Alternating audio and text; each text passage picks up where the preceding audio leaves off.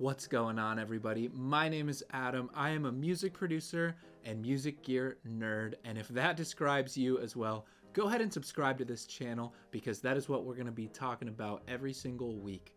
Now, this video is about 4 financial money pits that us producers will fall into. Especially, these are mistakes that I made at the very beginning. So if you're just starting out or you've been doing this for a long time and you want to make sure you're not falling into these money pits as well, then stick around because this video is for you. So the first money pit that I do not want you to fall down into is upgrading your gear incrementally every time you have just a little bit more money. So when you first start out, you're going to probably be buying beginner to intermediate gear, and that is totally okay. Lots of people start out on cheap equipment, myself included. Here is where the problem comes in. When you start with a $200 microphone, a $100 interface, a $35 pair of headphones, you are going to start itching to upgrade right away. So as soon as you have another $200 or $300 saved up, you're going to go out and you're going to spend it on new gear. And this is what I did all the time.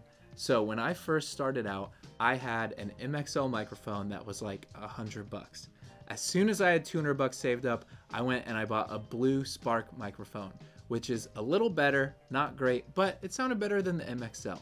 Then when I got $300, I upgraded to a Rode NT1A.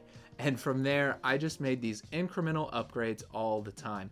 And I spent more and more money on new gear. But if you add up all that I spent, I could have started with maybe that Blue Spark or that MXL mic and then saved up for a professional grade microphone, something in the 800 plus range, without buying all that stuff in the middle. And the reason that I wish that I had done that is because I had all this gear that I had basically made obsolete every time I bought something just a smidge better. So when you are first starting out, buy that gear that you can afford, buy what you can to make music, and then start doing research, start figuring out what gear you really want to upgrade to. Don't make these incremental upgrades where you buy something that's worth $50 more than what you had before. Save your money. Do not waste time and money upgrading just a little bit at a time. Instead, save up and make that big purchase later on where you jump from that beginner piece of gear to that professional piece of gear and skip all the stuff in between. Money pit number 2.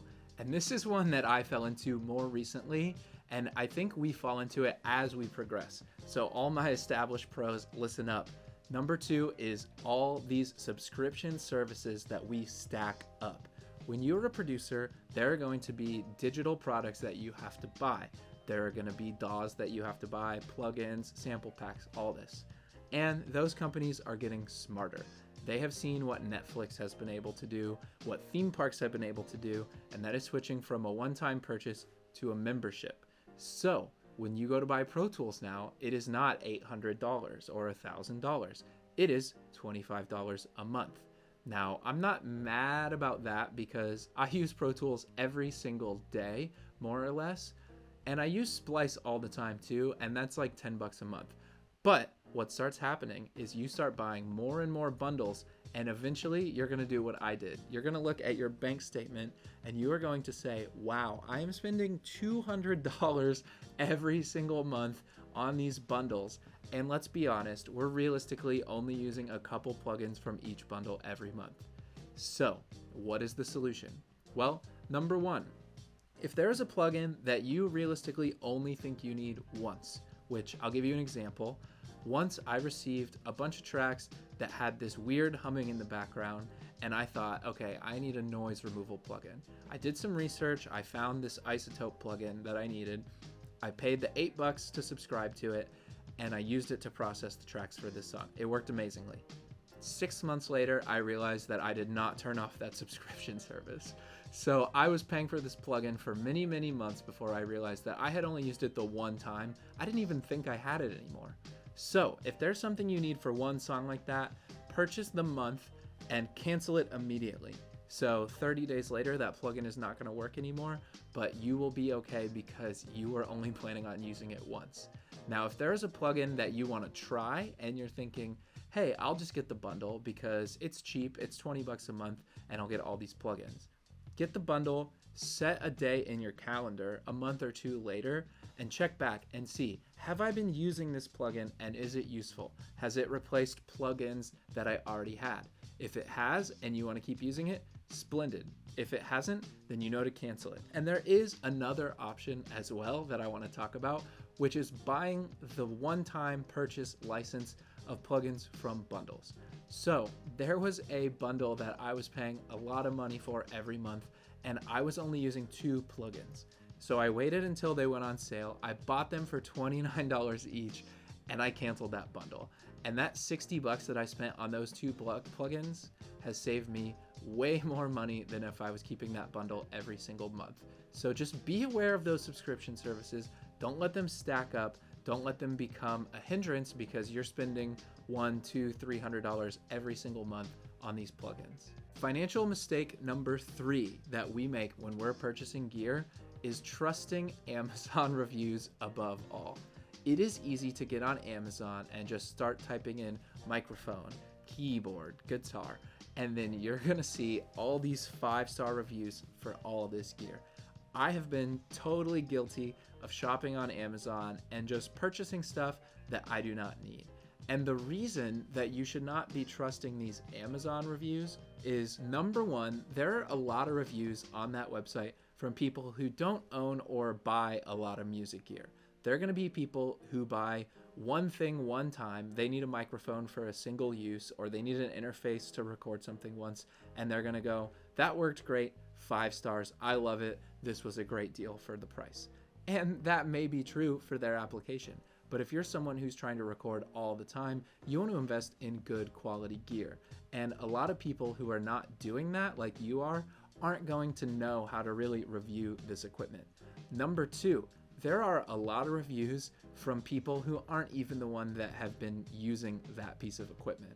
So I have gone on there before and seen products that have 4 and 5-star reviews, just top to bottom.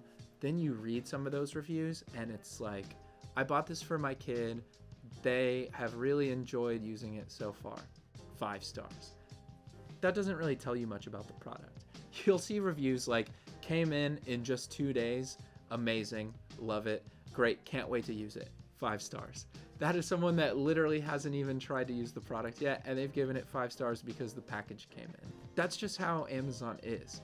It is a huge website. Every time someone buys something, they ask for a review. So what I suggest instead, look on Sweetwater, look on Musician's Friend, look on Guitar Center's website, look at websites like mine where I review gear that I've actually used and put through the paces. Do not just trust Amazon reviews because they are overwhelmingly super positive for almost every piece of gear. Financial mistake number 4 that we fall into is buying every single piece of recording gear that we think we're gonna need all at once. And this is super dangerous because when you get in the groove and you start filling up that cart, that shopping cart on these shopping websites, you are going to go, well, I need a mic, I need an interface, I might as well get a new computer because I'm going to be recording a lot. Let me get a new Mac Mini, whatever it is. Then you're going to just keep adding stuff to this cart over and over again. You are going to hit purchase. Why is this bad? Well, number 1, you maybe haven't done a ton of research and you haven't actually thought about what you really need. So, for example, when I first was starting out, I ended up buying a big pack of drum mics. I bought a new interface. I bought all this equipment. 90% of the time I was recording was using 2 mics, a vocal mic and an acoustic guitar mic. But I had bought all this equipment because I thought, oh, I'll be recording drums, I'll be recording electric guitars, whatever it is. Didn't end up happening. For a very long time, I had all these drum mics I was not using. So what I could have done is spent more money on the gear that I actually needed. And second of all, you might not even need to buy the recording studio version of whatever it is. For example, you probably are watching this on a laptop or an iPad or some kind of device that you can put GarageBand or Logic or Pro Tools on. You don't need to go out and buy a recording computer immediately. You also probably have a pretty good pair of headphones. If you're watching this, I'm assuming you're a musician of some sort, so I wouldn't be shocked if you have a pair of headphones that is good enough for recording. That's just 2 examples, but you don't need to buy all of your recording gear all at once. you can stack purchases, you can take your time, do research, and decide what do I actually need and what do I actually want. So those are the 4 money pits that us producers fall into. If you enjoyed this video or you found it helpful, please hit that like button. If you have fallen into these money pits before, let me know in the comments. And also, I would love to make a part 2 with suggestions from you guys. So if there are any money pits that I did not think of, please leave them in the comments as well. Again, if you're a music producer and you found this helpful, please hit that subscribe button because I'm going to be making videos like this all the time. I'll see you in the next one.